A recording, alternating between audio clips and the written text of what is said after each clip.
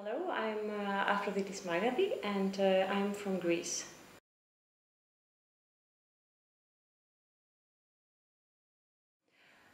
Currently, I'm secretary to the Convention on Environmental Impact Assessment in a Transboundary context.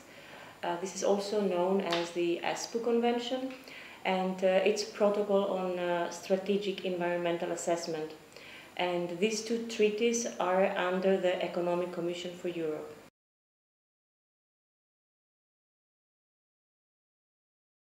I'm a lawyer by training, and I have my national degree from my home country in Greece, and then I did my master's in Germany, and then my PhD at the European University Institute. But at the same time, I tried to gain some training through internships at different international organizations and NGOs.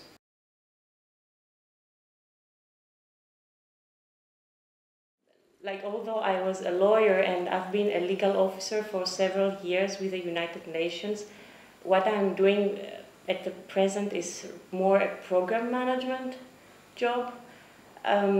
So in principle, we are international civil servants. We have to practice what we were taught and what is our expertise. At the same time, this is a big administration, so we have to deal with governments. This is an international organization. We have to deal with civil society organizations, which today play a major role in environmental governance. And we have to do our best to implement the work plan activities that the parties to the two treaties decided to implement for the next 3 years.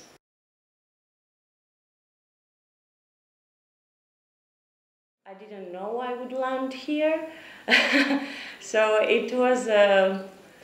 I knew I wanted to study law, and then I had left the prospects quite broad. I was just trying to try different experiences and see what I like most. I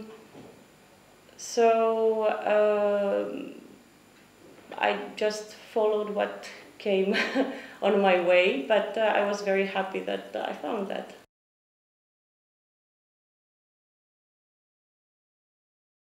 First of all, one has to be very good in what one has been trained to do. I mean, if you're a lawyer and an economist, you must have a good basis on what you have studied. Then, as usual for most professions, there's all this wide range of soft skills that come along. We need very strong communication skills, both written and oral, because we deal with a lot of people. Then we also need very strong teamwork skills, and we need to learn to be flexible and work with different personalities and get along and have a common plan and common goal. And also communication skills help also a lot when we provide training, because we do a lot of technical assistance, and very often we have seminars where we need to present what we are doing and train national experts, for instance.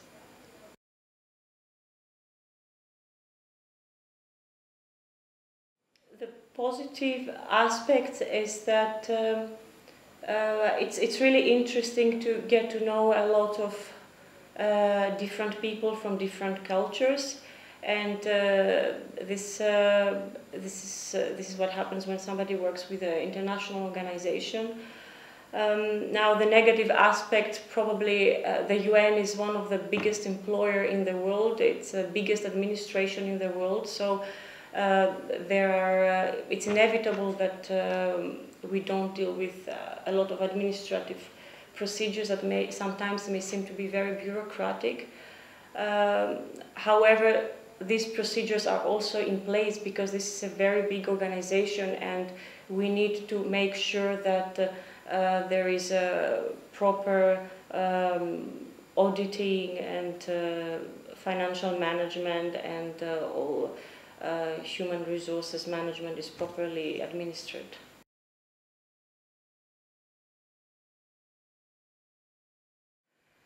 It's not a project or a mission specifically, but I would probably like to refer to my previous job when I was secretary to the compliance committee under the Aarhus Convention. This is the Convention on Access to Information, Public Participation in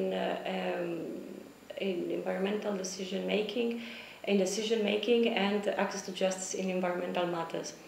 And this treaty has a very interesting compliance mechanism where complaints against parties, states, can be brought before this experts body by members of the public, NGOs, or any individual that may feel that their rights are affected.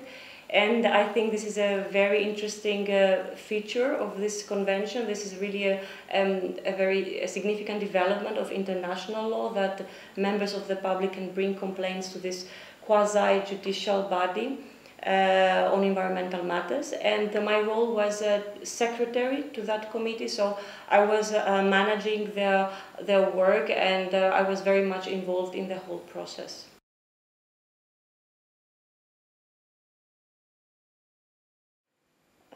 Presently, the market is quite hard in this area, and not only in this area, and we see that it's no longer enough to have a first degree and one foreign language, so one needs to pursue at least a master's degree, and then master at least 2 foreign languages. And at the same time try to, during the studying period, try to gather more practical experience through internships, whatever, something that will help him or her gain some more practical experience on the matter, because then the transition from studying to the market is a very difficult one, and the more experience one has through internships, for instance, the more he or she will help to find a first job.